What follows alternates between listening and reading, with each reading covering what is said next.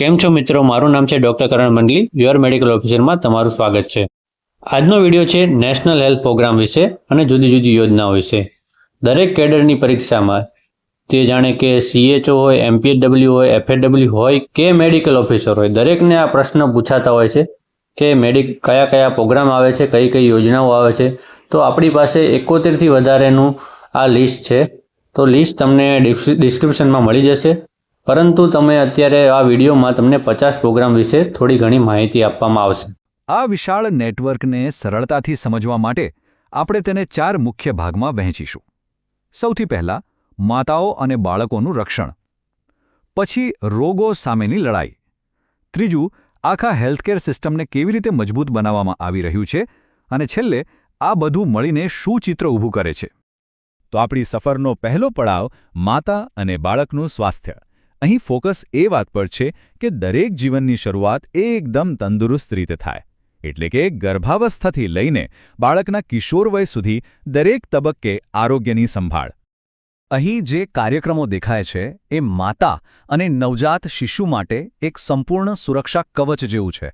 જનની સુરક્ષા યોજના અને લક્ષ્ય જેવી સ્કીમ્સ હોસ્પિટલમાં સુરક્ષિત ડિલિવરી અને સારા લેબર રૂમ સુનિશ્ચિત કરે છે. તો PMMVY અને PMSME ગર્ભાવસ્થા દરમિયાન આર્થિક મદદ અને નિયમિત ચેકઅપની ખાતરી આપે છે. અને વાત આટલેથી નથી અટકતી. મિશન ઇન્દ્રધનુષ દરેક બાળકને રસીકરણથી બચાવે છે, જ્યારે SAS અને સ્ટોપ ડાયરિયા કેમ્પેઇન જેવા કાર્યક્રમો ન્યુમોનિયા અને ઝાડા જેવી ગંભીર બીમારીઓ સામે લડે છે. એમ સમજો કે આ એક મલ્ટી-લેયર્ડ પ્રોટેક્શન છે. અને આ સુરક્ષા બાળપણમાં પણ આગળ વધે છે. રાષ્ટ્રીય બાલ સ્વાસ્થ્ય કાર્યક્રમ બાળકોમાં કોઈ ખામી, બીમારી કે ઉણપ હોય તો તેની વહેલી તકે તપાસ કરે છે. નેશનલ આયર્ન પ્લસ ઇનિશિયેટિવ અને ડી-વોર્મિંગ ડે જેવા કાર્યક્રમો કુપોષણ અને એનિમિયા સામે લડે છે. અને ખાસ કરીને ટીનેજર્સ માટે રાષ્ટ્રીય કિશોર સ્વાસ્થ્ય કાર્યક્રમ છે, જે તેમના શારીરિક અને માનસિક સ્વાસ્થ્ય બંને પર ફોકસ કરે છે. આની સાથે પરિવાર નિયોજન અને લિંગ સમાનતા માટે પણ મજબૂત કાયદા અને કાર્યક્રમો છે. આ બધું મળીને એક સ્વસ્થ પેઢીના નિર્માણમાં મદદ કરે છે. તો આ બધાનો સાર શું છે? આ કાર્યક્રમો પાછળની દ્રષ્ટિ ખૂબ જ સ્પષ્ટ અને લાંબા ગાળાની છે. નવી પેઢીના સ્વાસ્થ્યનો પાયો મજબૂત બનાવવો, કારણ કે બાળકોના સ્વાસ્થ્યમાં રોકાણ કરવું એ દેશના ભવિષ્યમાં રોકાણ કરવા બરાબર છે. ચાલો હવે આપણે બીજા મોરચા તરફ આગળ વધીએ. અહીં આરોગ્યની લડાઈ 2 દિશામાં ચાલી રહી છે. એક તરફ છે જૂના અને જાણીતા ચેપી રોગો અને બીજી તરફ છે આધુનિક જીવનશૈલી સાથે જોડાયેલી નવી બીમારીઓ. પહેલો મોરચો છે ચેપી રોગોનો. અહીં TB, એઇડ્સ અને રક્તપિત્ત જેવા રોગોને જડમૂળથી નાબૂદ કરવા માટે ખાસ રાષ્ટ્રીય કાર્યક્રમો છે. સાથે જ મેલેરિયા, ડેન્ગ્યુ જેવા મચ્છરજન્ય રોગોને કાબૂમાં લેવા માટે પણ એક મજબૂત મિશન છે. એટલું જ નહીં, વાયરલ હેપેટાઇટિસ, હડકવા અને સાપ કરડવા જેવી સમસ્યાઓ માટે પણ ચોક્કસ પગલાં લેવામાં આવી રહ્યા છે.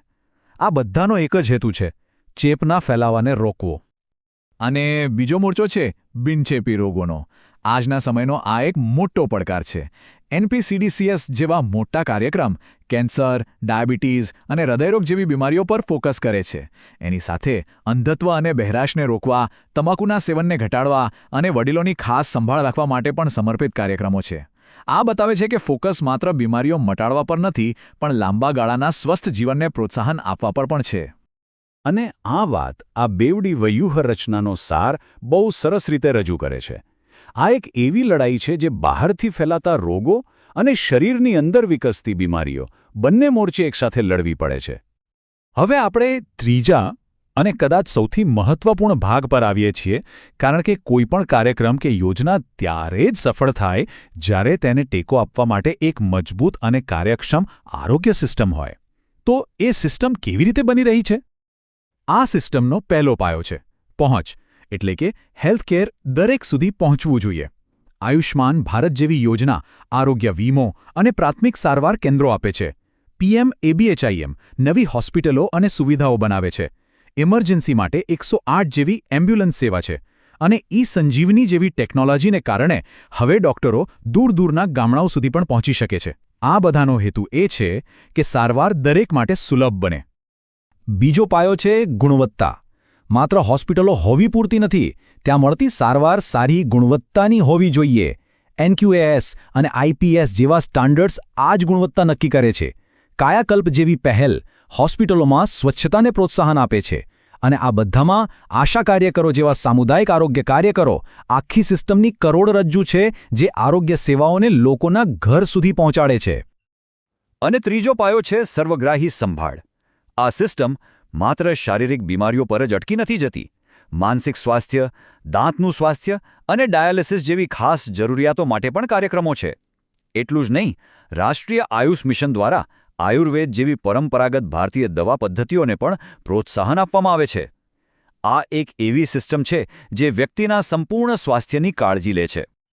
તો આપણે આ ત્રણેય મુખ્ય સ્તંભો જોયા: માતા બાળકનું સ્વાસ્થ્ય, રોગો સામેની લડાઈ અને એક મજબૂત સિસ્ટમ. હવે ચાલો એક સ્ટેપ પાછળ જઈએ અને આ બધાને એકસાથે જોવાનો પ્રયત્ન કરીએ. આનું મોટું ચિત્ર શું છે? તો આ 71 કાર્યક્રમોનું આખું જાળું તે આપણને ખરેખર શું કહે છે? શું આ માત્ર અલગ અલગ યોજનાઓની એક લાંબી યાદી છે કે પછી તેની પાછળ કોઈ મોટી અને ઊંડી વિચારસરણી છે? જો આ માત્ર એક યાદી નથી, આ એક દેશની વિશાળ વસ્તી માટે સ્વાસ્થ્યની બ્લુપ્રિન્ટ છે. તે જન્મથી લઈને વૃદ્ધાવસ્થા સુધીના આખા જીવનચક્રને આવરી લે છે. તે ચેપી અને બિનચેપી રોગો સામે એક બેમુખી વ્યૂહરચના અપનાવે છે. તે માત્ર સારવાર પર નહીં, પરંતુ ઇન્ફ્રાસ્ટ્રક્ચરથી લઈને ગુણવત્તા સુધી આખી સિસ્ટમને મજબૂત કરવા પર ઊંડું ધ્યાન કેન્દ્રિત કરે છે. અને સૌથી અગત્યની વાત, આ બધી યોજનાઓ અલગ અલગ નથી, પણ એકબીજા સાથે જોડાયેલું એક જીવંત નેટવર્ક છે. અંતમાં આપણે એટલું જ કહી શકીએ છીએ કે આ ફક્ત 71 કાર્યક્રમોની સૂચિ નથી. આ એક રાષ્ટ્રના સ્વાસ્થ્ય માટે એક જટિલ અને સતત વિકસતી વ્યૂહરચના છે. એક એવી મહત્વાકાંક્ષી યોજના જે 1 અબજથી વધુ લોકોના જીવનને સ્પર્શવાનો અને સુરક્ષિત કરવાનો પ્રયાસ કરી રહી છે.